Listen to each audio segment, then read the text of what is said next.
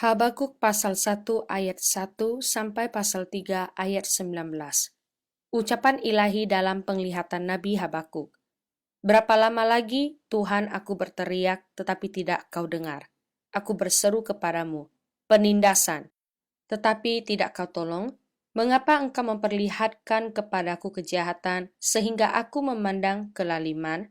Ya, aniaya dan kekerasan ada di depan mataku. Perbantahan dan pertikaian terjadi. Itulah sebabnya hukum kehilangan kekuatannya dan tidak pernah muncul keadilan, sebab orang fasik mengepung orang benar. Itulah sebabnya keadilan muncul terbalik.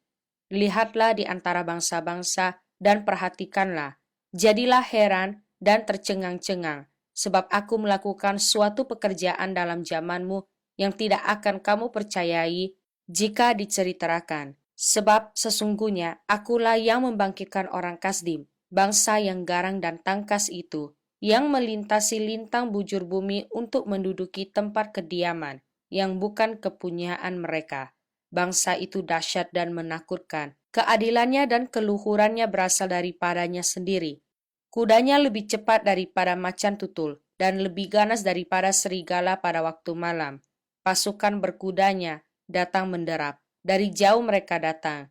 Terbang seperti Raja Wali yang menyambar mangsa. Seluruh bangsa itu datang untuk melakukan kekerasan. Serbuan pasukan depannya seperti angin timur, dan mereka mengumpulkan tawanan seperti banyaknya pasir. Raja-raja dicemoohkannya, dan penguasa-penguasa menjadi tertawaannya. Ditertawakannya tiap tempat berkubu, ditimbunkannya tanah dan direbutnya tempat itu.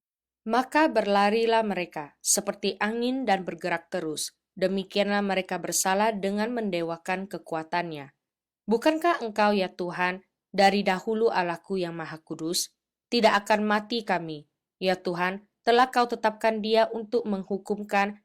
Ya gunung batu, telah kau tentukan dia untuk menyiksa. Matamu terlalu suci untuk melihat kejahatan, dan engkau tidak dapat memandang kelaliman. Mengapa engkau memandangi orang-orang yang berbuat khianat itu, dan engkau berdiam diri apabila orang fasik menelan orang yang lebih benar dari dia? Engkau menjadikan manusia itu seperti ikan di laut, seperti binatang-binatang melata yang tidak ada pemerintahnya. Semuanya mereka ditariknya ke atas dengan kail, ditangkap dengan pukatnya, dan dikumpulkan dengan payangnya. Itulah sebabnya ia bersukaria dan bersorak-sorai. Itulah sebabnya dipersembahkannya korban untuk pukatnya dan dibakarnya korban untuk payangnya. Sebab oleh karena alat-alat itu pendapatannya mewah dan rezekinya berlimpah-limpah. Sebab itukah ia selalu menghunus pedangnya dan membunuh bangsa-bangsa dengan tidak kenal belas kasihan? Aku mau berdiri di tempat pengintaianku dan berdiri tegak di menara. Aku mau meninjau dan menantikan apa yang akan difirmankannya kepadaku dan apa yang akan dijawabnya atas pengaduanku. Lalu Tuhan menjawab aku demikian. Tuliskanlah penglihatan itu dan ukirkanlah itu pada loh-loh, supaya orang sambil lalu dapat membacanya. Sebab penglihatan itu masih menanti saatnya, tetapi ia bersegera menuju kesudahannya dengan tidak menipu. Apabila berlambat-lambat, nantikanlah itu, sebab itu sungguh-sungguh akan datang dan tidak akan bertangguh. Sesungguhnya orang yang membusungkan dada tidak lurus hatinya, tetapi orang yang benar itu akan hidup oleh percayanya. Orang sombong dan kianat, dia yang melagak, tetapi ia tidak akan tetap ada. Ia menganggarkan mulutnya seperti dunia orang mati dan tidak kenyang-kenyang seperti maut, sehingga segala suku bangsa dikumpulkannya dan segala bangsa dihimpunkannya. Bukankah sekalian itu akan melontarkan peribahasa mengatai dia, dan nyanyian olok-olok serta sindiran ini? Celakalah orang yang menggaruk bagi dirinya apa yang bukan miliknya. Berapa lama lagi? Dan yang memuati dirinya dengan barang gadaian. Bukankah akan bangkit dengan sekonyong-konyong mereka yang menggigit engkau, dan akan terjaga mereka yang mengejutkan engkau, sehingga engkau menjadi barang rampasan bagi mereka? Karena engkau telah menjara banyak suku bangsa, maka bangsa-bangsa yang tertinggal akan menjara engkau. Karena darah manusia yang tertumpah itu, dan karena kekerasan terhadap negeri, kota, dan seluruh penduduknya itu. Celakalah orang yang mengambil laba yang tidak halal untuk keperluan rumahnya, untuk menempatkan sarangnya di tempat yang tinggi dengan maksud melepaskan dirinya dari genggaman malapetaka. Engkau telah merancangkan celah ke atas rumahmu ketika engkau bermaksud untuk menghabisi banyak bangsa. Dengan demikian, engkau telah berdosa terhadap dirimu sendiri. Sebab batu berseru-seru dari tembok dan balok menjawabnya dari rangka rumah. Celakalah orang yang mendirikan kota di atas darah dan meletakkan dasar benteng di atas ketidakadilan.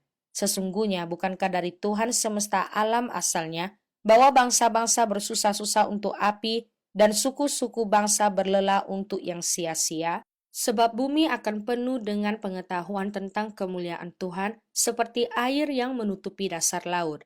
Celakalah orang yang memberi minum sesamanya manusia bercampur amarah, bahkan memabukkan dia untuk memandang auratnya. Telah engkau kenyangkan dirimu dengan kehinaan ganti kehormatan. Minumlah juga engkau dan terhuyung-huyunglah. Kepadamu akan beralih piala dari tangan kanan Tuhan, dan celah besar akan meliputi kemuliaanmu.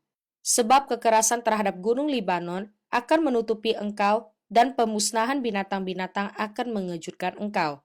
Karena darah manusia yang tertumpah itu, dan karena kekerasan terhadap negeri, kota dan seluruh penduduknya itu. Apakah gunanya patung pahatan yang dipahat oleh pembuatnya? Apakah gunanya patung tuangan pengajar dusta itu? Karena pembuatnya percaya akan buatannya, padahal berhala-berhala bisu belaka yang dibuatnya. Celakalah orang yang berkata kepada sepotong kayu, terjagalah, dan kepada sebuah batu bisu, bangunlah. Masakan dia itu mengajar? Memang ia bersalurkan emas dan perak, tetapi roh tidak ada sama sekali di dalamnya. Tetapi Tuhan ada di dalam bait-Nya yang kudus. Berdiam dirilah di hadapannya, ya segenap bumi. Doa Nabi Habakuk menurut nada ratapan. Tuhan, telah kudengar kabar tentang Engkau dan pekerjaanmu ya Tuhan, kutakuti. Hidupkanlah itu dalam lintasan tahun, nyatakanlah itu dalam lintasan tahun. Dalam murka ingatlah akan kasih sayang. Allah datang dari negeri Teman, dan yang maha kudus dari pegunungan Paran. Selah. Keagungannya menutupi segenap langit, dan bumi pun penuh dengan pujian kepadanya. Ada kilauan seperti cahaya, sinar cahaya dari sisinya, dan disitulah terselubung kekuatannya. Mendahuluinya berjalan penyakit sampar, dan demam mengikuti jejaknya. Ia berdiri, maka bumi dibuatnya bergoyang.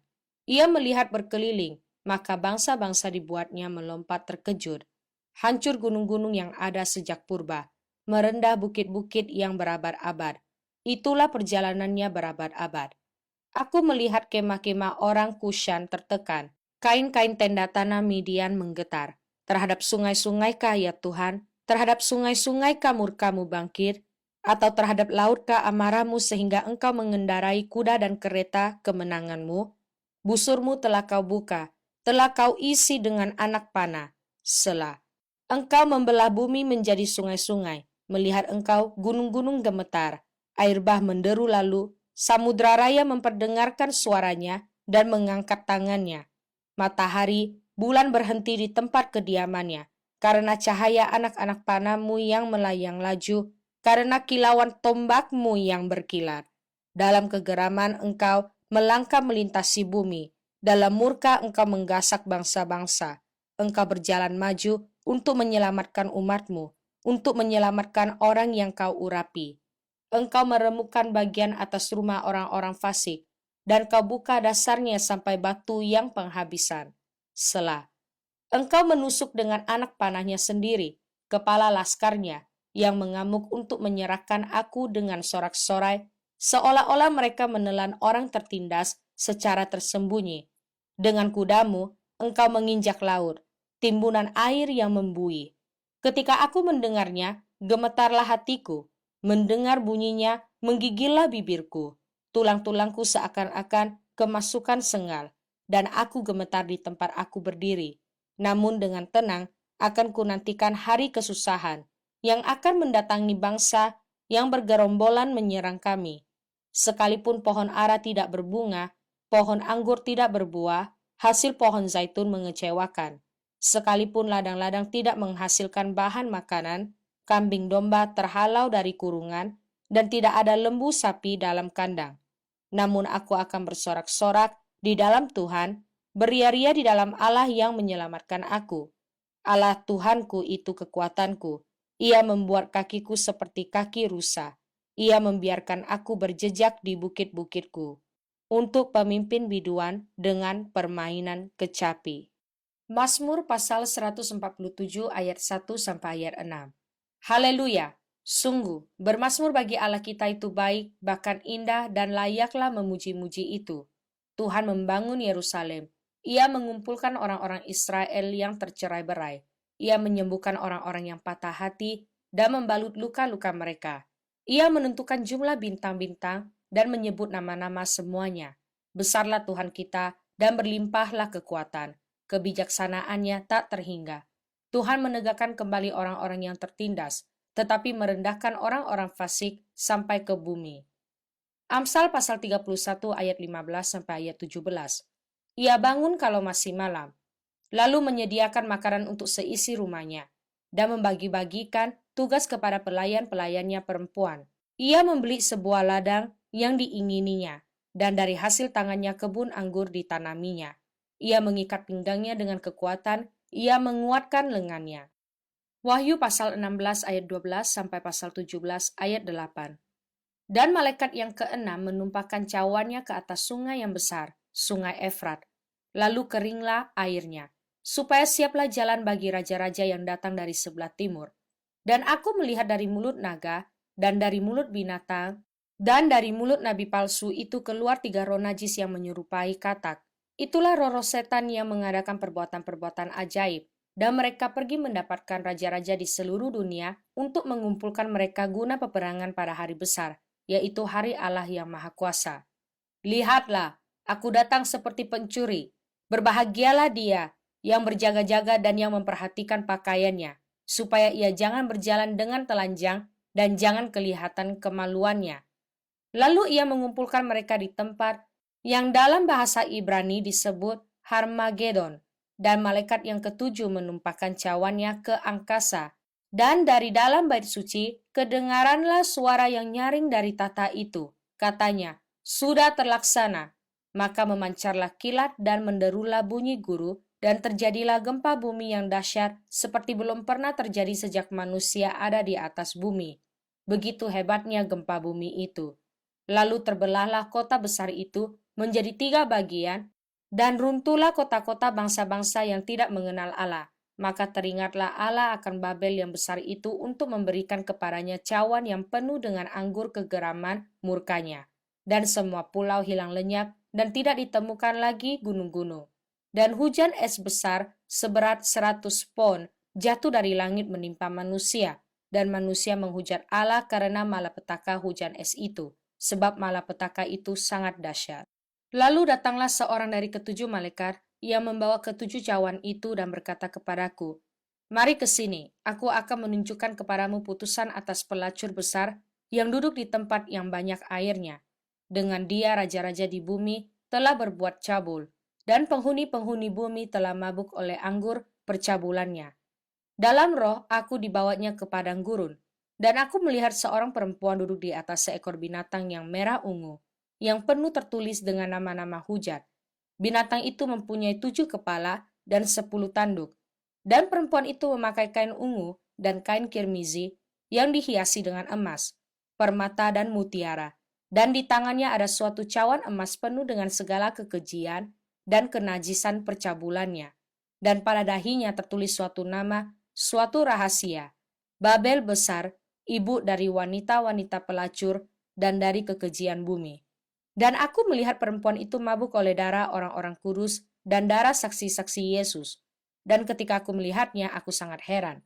Lalu kata malaikat itu kepadaku, mengapa engkau heran?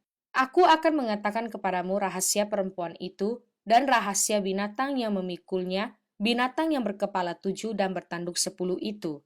Adapun binatang yang telah kau lihat itu telah ada, namun tidak ada. Ia akan muncul dari jurang maut, dan ia menuju kepada kebinasaan. Dan mereka yang diam di bumi yaitu mereka yang tidak tertulis di dalam kitab kehidupan sejak dunia dijadikan, akan heran apabila mereka melihat bahwa binatang itu telah ada, namun tidak ada dan akan muncul lagi.